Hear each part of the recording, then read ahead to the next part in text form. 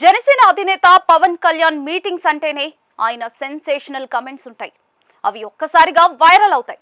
అంతేకాదు వైసీపీని ఆయన టార్గెట్ చేస్తే వైసీపీ నుంచి 10 గొంతులు లేస్తాయి. ఇలా ఒక వారం పాటు main stream media, social media రెండు కూడా షేక్ అయ్యేలా రీసౌండ్ మోత మోగుతూనే ఉంటుంది. ఇక పవన్ ఆవేశపూరితంగా చెప్పే మాటలు, ఆయన స్పీచ్ ని ఇష్టపడేవారు కూడా కోకొల్లలు.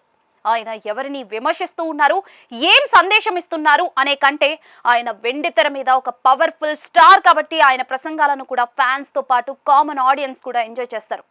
అందులో విషయం ఉన్నా కూడా వారు చూసేది పవన్ అనే ఒక సినీ ఇమేజ్ ఉన్న నేతను మాత్రమే.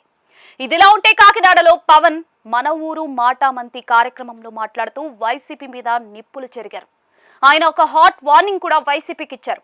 ఆన్ కెమెరాలో చెప్తున్నాను అని, తొక్కి నార తీస్తాను అని ఆయన చెప్తున్న మాటలు, చేస్తున్న హెచ్చరికలను చూసి ఫ్యాన్స్ అయితే ఇది కదా పవన్ పవర్ అని అనుకుంటూ ఉన్నారు.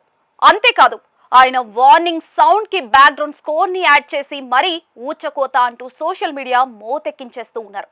ఇక పవన్ అయితే ఆన్ కెమెరా అంటూ చాలా పవర్ఫుల్ గానే వార్నింగ్ ఇచ్చారు. సూటిగా స్పష్టంగా ఆయన చెప్పేది ఏంటి అంటే తన టార్గెట్ వైసీపీ అని.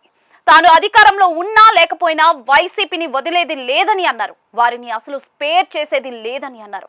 ఇలా పవన్ చేసిన హాట్ స్పీచ్ కానీ, వార్నింగ్స్ కానీ సోషల్ మీడియాలో మాత్రం ఒక రేంజ్ లో వైరల్ అవుతూ ఉన్నాయి.